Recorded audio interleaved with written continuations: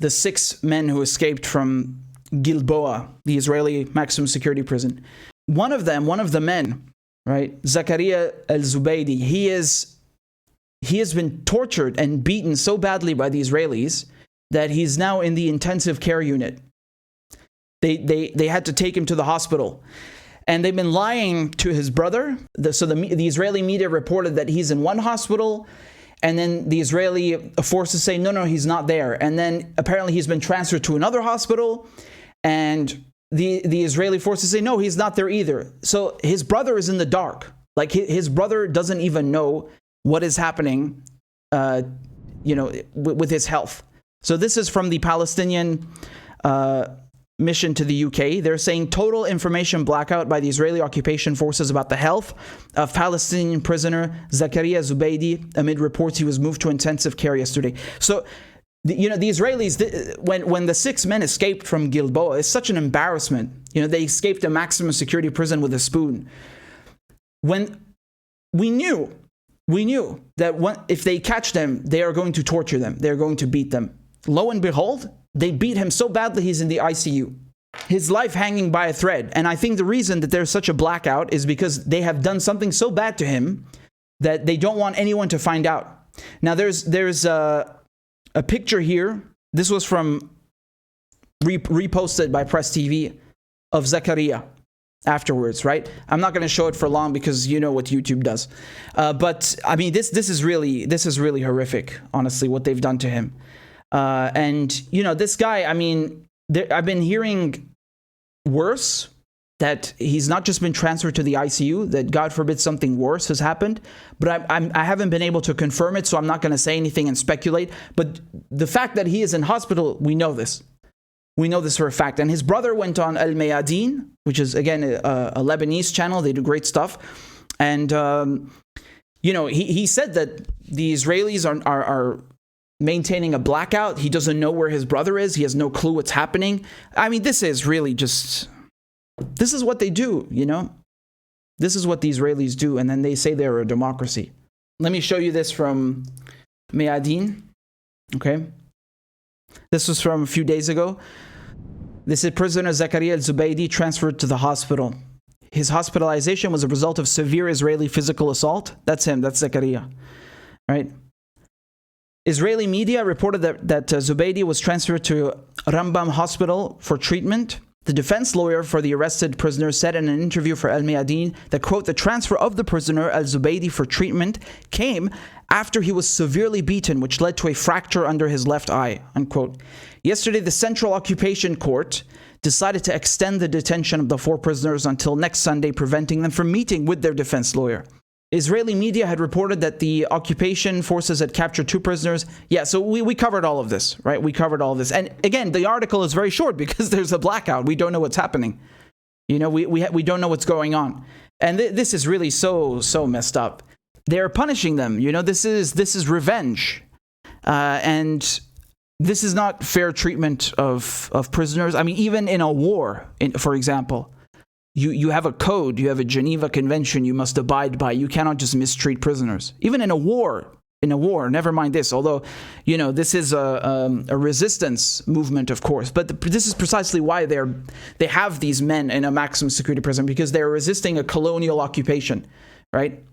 And this is why they beat them up, because they are resistance fighters. They want to make examples out of them. They want to make an example of Zakaria because his escape, along with the other 5, embarrassed them severely, right? And then again, I just want to, this is so funny. They talk about Israel being a democracy. What democracy? Where is this rule of law? Where's the judiciary, right? You call this a legal system, a justice system? Everything, every day, what they do to Palestinians is unjust. Zakaria, I went through the 6 prisoners, why each one of them was being detained. Zakaria has been in jail since 2019. He's awaiting trial for 2 years. He hasn't even been convicted of anything. So 4 of them are serving life sentences and 2 awaiting trial since 2019. Right? They just keep you there forever, and they have something that they can called administrative detention, right? So they can keep you 6 months at a time in jail without charge for no reason, and they can keep extending it. right? Wow, what a democracy. And then, of course, the Western media, what do they tell you? They say, oh, Syria is a human rights abuser. Syria has awful prisons, right? China is a human rights abuser. Venezuela, Cuba, like all the countries, coincidentally, all the countries who just happen to be on the list of enemies of the State Department, they are human rights abusers, but not Israel, right? Beating a prisoner so bad that he has to be taken to the ICU. This is not unjust imprisonment. This is not unjust treatment of prisoners. Where are the sanctions on Israel? Just 2 weeks ago, Secretary of State Blinken put sanctions on Cuba for unjust imprisonment of protesters and for mistreatment. Meanwhile, the United States is running a torture camp on Cuban soil, right? And they have the nerve to talk about unjust imprisonment. And you're never going to hear any of this, right? Because it's not about human rights. It's not about democracy. It's not about just and fair treatment. It's about who's an ally and who's an enemy. And they use these phrases to demonize their enemies, to run PR campaigns against them, to do propaganda. But they're actually doing the same things, if not worse. And I think the reason they are not telling anyone is because they've done something very, very, very bad. Right? They've done something extremely bad. Look at this. He's talking here about people who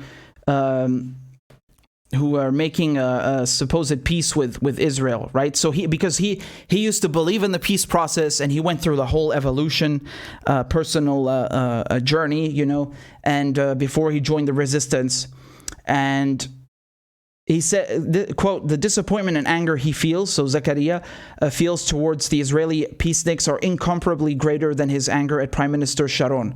He mentions this over and over. Sharon is a military man, so he doesn't expect anything different from him.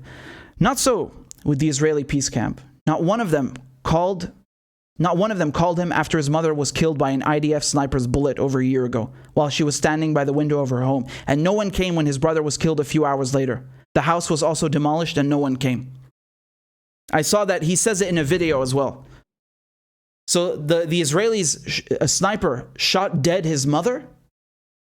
They killed his brother, destroyed his home, and now he is in jail, and they beat him so badly he's in the ICU.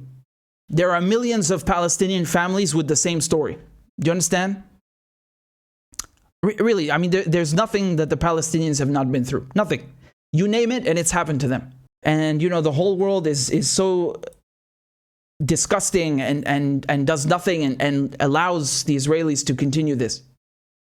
Even the Arabs, half of them have looked the other way and abandoned them. And Hamas, they have said that there will be no more prisoner exchanges with the Israelis unless the 6 men from Gilboa, including Zakaria, are freed. So there's because sometimes you have prisoner exchanges, right, between enemies. And so one way or another, the Israelis have to free them. But that doesn't change the fact that they have already mistreated them and brutalized them, and it's really heartbreaking. But inshallah, they will be free one way or another.